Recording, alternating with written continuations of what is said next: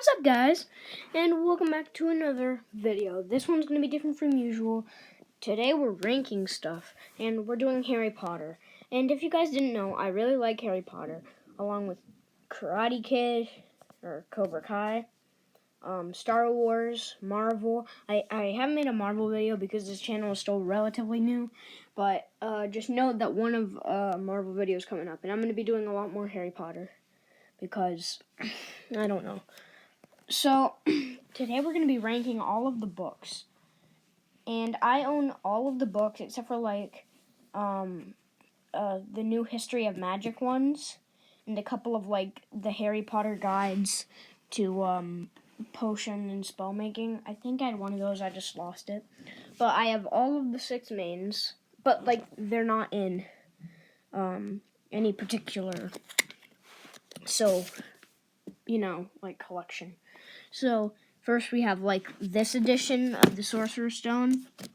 This is a nice one. Then we have this edition of the Chamber of Secrets. I think this is the original edition. This is the original edition of the Prisoner of Azkaban. This is the original edition of the Goblet of Fire. This is the original, or this might be a re-release of Order of the Phoenix. Half-Blood Prince. And this is one of the newest ones where you can put them all together and it creates a giant picture thing. It's pretty cool. Here, on the back it shows you. It might, I think. On the back it shows you. Here. It might show us in the front. Yeah. So if you put them all together, it creates a picture. And then I have Tales of Beetle the Bard. That always gets me. Fantastic Beasts and Where to Find Them, by Newt Scamander, and Quidditch Through the Ages. So, we're going to be ranking these, starting with, I actually haven't thought about this, so if it's kind of on the spot, and if I rank your favorite least, that's what I'm going to do. So, what I'm going to do, guys, is I'm going to rearrange these, so this side is going to be good, and this side over here is going to be bad. But I haven't started yet, so. And we're going to start with my least favorite. So, I think we're going to do the 7 main books, and then we're going to, put these into the main order. So, oh my god, this is hard. Okay. The worst Harry Potter book, I think, is Goblet of Fire. Goblet of Fire is, I think, it's pretty long.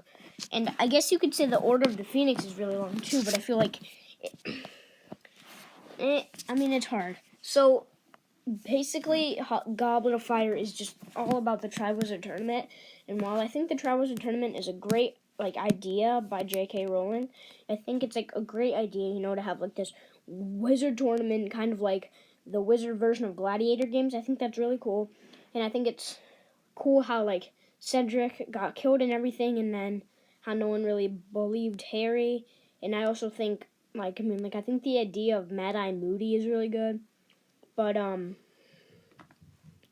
I just don't really like this book, because for the majority of it, Harry and Ron are fighting, and then Hermione and Ron are also fighting, so it's going to go last. Next is definitely going to be Order of the Phoenix. Order of the Phoenix is just really long, and while the epic, stuff with, the Ministry is really cool, I don't like it as much. Also, I don't like Cho Chang, even though she doesn't really deserve hate. Everyone hates her. And then her friend who, rats out Dumbledore's army, I don't think that's cool either. And while I really like the idea of the room and requirement, it's gonna go right here. And just to note, I love all of the Harry Potter books, but this is just my personal ranking. It's not the best ranking, it's just mine. So, comment down below, please, what your ranking of these books are. Okay, next up, I think we're going to put the Chamber of Secrets. The Chamber of Secrets is really, really, really good, even though it's not my favorite, because it's so good. But, like, the cool idea is that, like, the basilisk and, like, you know, like, the whole Hogwarts history thing came into play.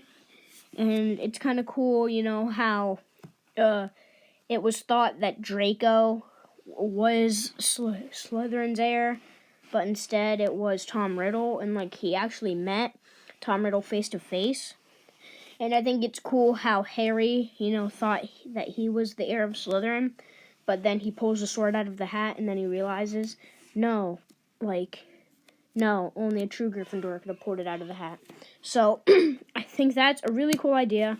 I think it's a really good book. Beautifully, you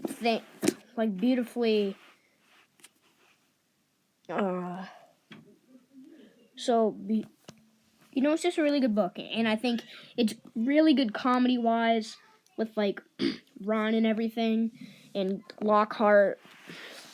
So, I'm going to put that there. Next, it's going to be Harry Potter and the Sorcerer's Stone. Okay, this personally was, like, my favorite book. This was actually, like, the first book that I read by myself. And I really got into Harry Potter. There's a bookmark there, because now I'm reading it to my brother. And, like, I really like the sequence when, like, it was just telling you all about Hogwarts, you know?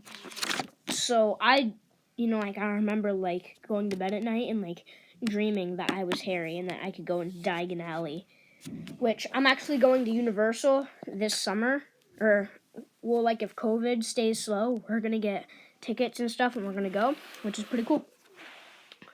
And then, followed really closely by Sorcerer's Stone is Deathly Hallows. Deathly Hallows, I know, is, like, the final conclusion with Harry and Voldemort. There's, like, a little drawing right there. But I don't think at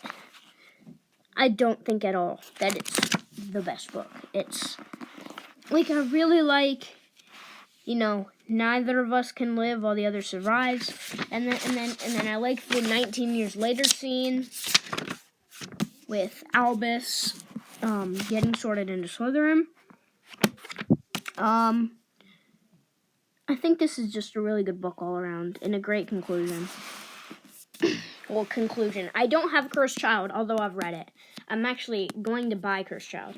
So, to our final two, we've got Prisoner of Azkaban and Half-Blood Prince. And I think I'm going to go Prisoner of Azkaban.